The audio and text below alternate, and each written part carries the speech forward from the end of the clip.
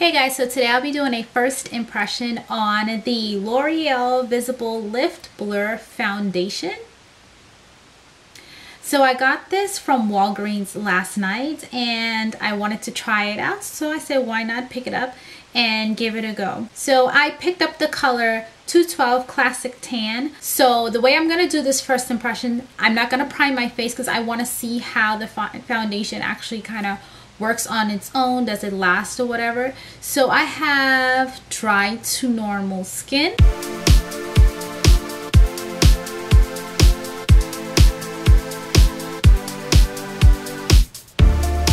So far so good. It's definitely not a full coverage. I am an in-between shade in MAC, so not a NC50, but I'm not an NC45, nor am I an NW43.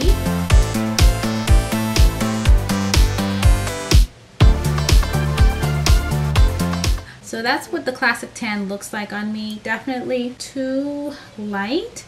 So what I'm going to do is take some of MAC's Mineralized Skin Finish, and this is the one in dark. I'm gonna take it on this Real Techniques, what is this? Stippling brush, and just dust it around the perimeters just to kind of warm it up. So I've already done the rest of my face. So the only thing I did was I added a little bit of blush, and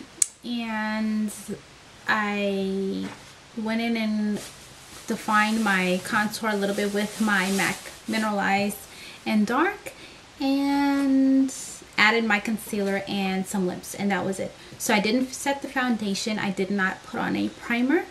I think so far it is okay. I do notice a little bit of creasing right in here where my lip kind of folds up.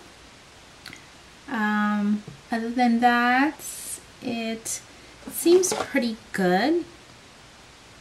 This is definitely good for someone that doesn't have a lot of acne scars. As far as blurring out a lot, it does a decent job. But if you have a lot, you would probably want to put on a concealer and then put this on.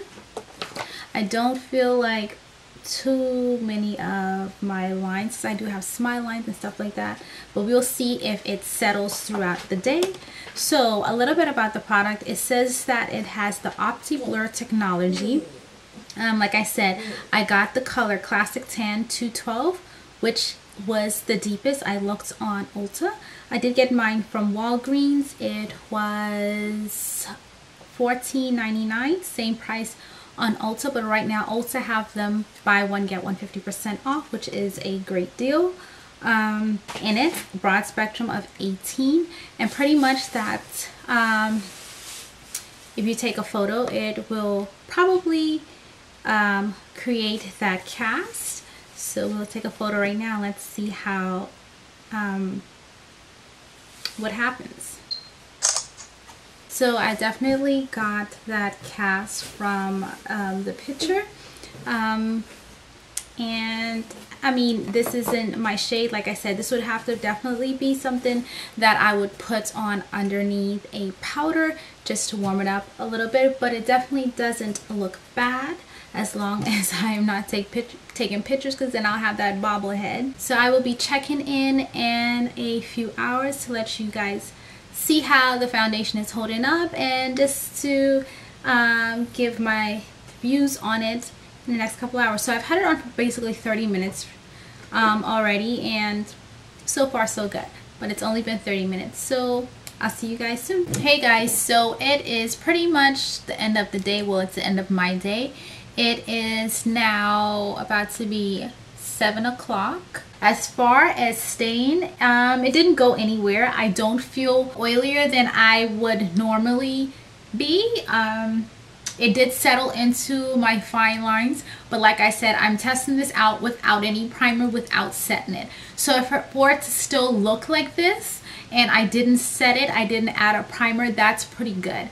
And I put this on at about, I want to say like 12:30 or so. It still looks kind of smooth. You can tell that it did wear down a little bit though on the face, but it still looks good, and it doesn't look like it needs to be touched up to it, with an exception of it settling into my smile lines and just a little bit above my lip. Younger looking skin in just seconds. I must say, when I took a picture with my phone, my skin, and this is without a filter, my skin did seem much more even, with an exception of the sunscreen. If they would take the sunscreen out, I think it would be perfect, because it does give a little bit of a cast. It kind of like brightens your face up, but it actually does make everything look smooth and filtered on pictures. Pretty much that's all I have to say about it. You know, if it didn't have a little bit of flash,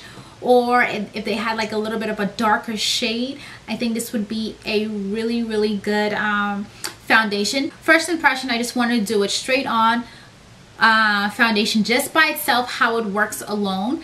And for that, you know, without a primer, without setting it, I think it held up pretty well throughout the day. I live in Georgia and it's hot and humid here, so it was, I want to say it was like 92 degrees today.